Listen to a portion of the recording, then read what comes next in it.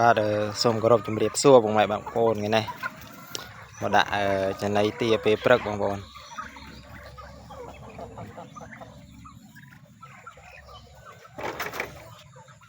ធំល្អបងប្អូន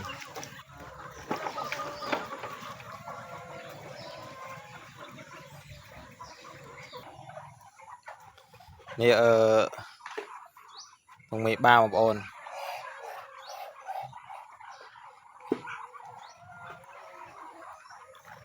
ទាសាច់រៀបចំដាក់ចំណីឲ្យហើយចិត្តដោះខ្លាប់ពេញណាចិត្តមុំលក់បងប្អូនណាត្រូវការបាទីអីអាចតាក់ទងបាននៅចិត្តបងប្អូនអត់ផ្ញើឆ្ងាយទេបងប្អូន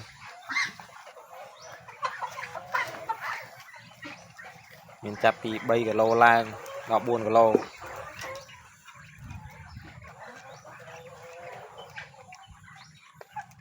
មានប្រហែល50ក្បាលដែរបងប្អូន